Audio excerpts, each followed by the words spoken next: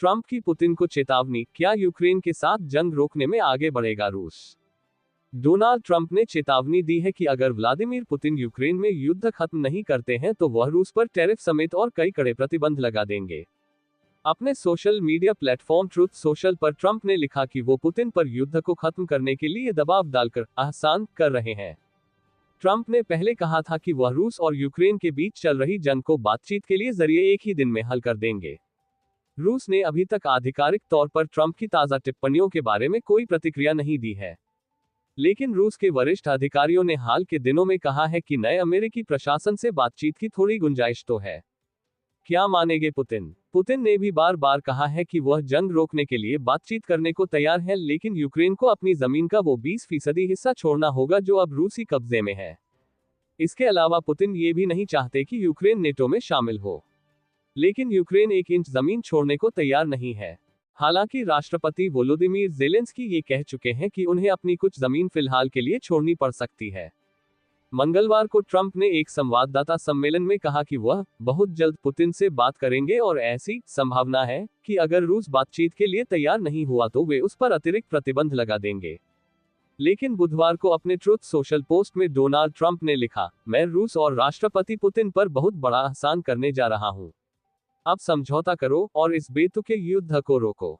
अगर हम जल्द ही कोई सौदा नहीं करते हैं तो मेरे पास रूस से आने वाले सामान पर भारी आयात शुल्क लगाने के अलावा कोई विकल्प नहीं होगा। अपनी बात जारी रखते हुए उन्होंने कहा, आइए इस युद्ध को खत्म करें। अगर मैं राष्ट्रपति होता तो ये शुरू ही नहीं होता। हम इस युद्ध का अंत आसान या कठिन तरीके से कर सकते हैं। आसान तरीका हमेशा बेहतर होता है। अब समझौता करने का समय आ गया है। इससे पहले रूस के संयुक्त राष्ट्र में उपराजदूत दिमित्री पोलियान्स्की ने रॉयटर्स ने बातचीत की थी। उन्होंने कहा था कि रूस को यह जानना चाहता है कि युद्ध रोकने के समझौते में ट्रंप क्या चाहते हैं, तभी बात आगे बढ़ेगी। इस बीच यूक्रेनी राष्ट्रपति वोलोदिमीर ज़ेलेंस्की ने मंगलवार को कहा है कि किसी भी समझौते के तहत कम से कम 2 लाख शांति सैनिकों की जरूरत होगी। उन्होंने ब्लूमबर्ग को बताया कि इस शांति सेना में अमेरिकी सैनिक भी होने चाहिए। उन्होंने कहा, यह अमेरिका के बिना संभव नहीं हो सकता। चाहे कुछ यूरोपीय मित्रों को ऐसा लगता है पर ऐसा है नहीं। उद्धरण चिन्ह। यूक्रेन में ट्रंप की तारीफ। यूक्रेन के नेता ट्रंप के इस सख्त बयान की सराहना कर सकते हैं क्योंकि उन्हें मालूम है कि पुतिन केवल ताकत की भाषा समझते हैं। लेकिन अमेरिकी राष्ट्रपति की टिप्पणियों पर यूक्रेन में शुरुआती प्रतिक्रिया से पता चलता है कि लोग अब शब्दों की नहीं बल्कि किसी ठोस कार्रवाई का इंतजार कर रहे हैं। ट्रंप ने ये स्पष्ट नहीं किया है कि और अधिक आर्थिक प्रतिबंध कहां, कब और कैसा लगाए जाएंगे। साल 2022 के बाद से अमेरिका में रूसी आयात में भारी गिरावट आई है। रूस पर पहले से ही काफी कड़े आर्थिक प्रतिबंध लगाए हुए हैं।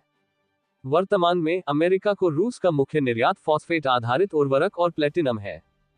ट्रंप के बयान पर सोशल मीडिया पर यूक्रेन के लोगों की ओर से आमतौर पर तीखी प्रतिक्रिया देखने को मिली। कई लोगों ने लिखा कि और अधिक प्रतिबंध रूसी आक्रामकता का एक कमजोर जवाब है। लेकिन अधिकतर लोगों के लिए सबसे बड़ा सवाल यह है कि क्या पुतिन वास्तव में किसी भी शांति वार्ता में यूक्रेन के साथ चर्चा करने के लिए तैयार होंगे।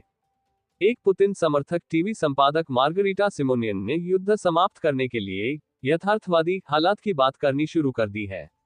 उनका सुझाव है कि दोनों मुल्कों के बीच वर्तमान सरहद पर लड़ाई को रोकना भी इसका हल हो सकता है। इसका अर्थ ये होगा कि जापोर्जिया जैसे 4 यूक्रेनी इलाके जो 2 साल से अवैध रूसी कब्जे में हैं, उन पर यूक्रेन को नियंत्रण छोड़ना होगा। ये आसान नहीं है। रूस के कट्टरपंथी ब्लॉगर इस तरह की बातचीत को पराजयवादी बताते हैं। जेड ब्लॉगर्स के नाम से जाने जाने वाले ये लोग समझौते की बात से खफा दिख रहे हैं। अपने सोशल मीडिया पोस्ट में ट्रंप ने टैरिफ और सख्त प्रतिबंधों की धमकी के बीच रूसी लोगों के लिए अपने प्यार का इजहार भी किया। उन्होंने दूसरे विश्व युद्ध में सोवियत संघ को हुए नुकसान की प्रति सम्मान व्यक्त किया। ये पुतिन के लिए एक नाजुक मुद्दा है। हालांकि ट्रंप ने सिर्फ रूसी नुकसान का जिक्र किया।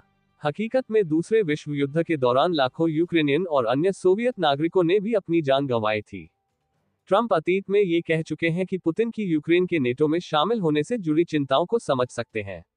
यूक्रेन की नज़र में ऐसा बयान ये कहने के समान है कि पुतिन को उकसाया गया था। लेकिन अब ट्रंप के सुर बदलते नजर आ रहे हैं।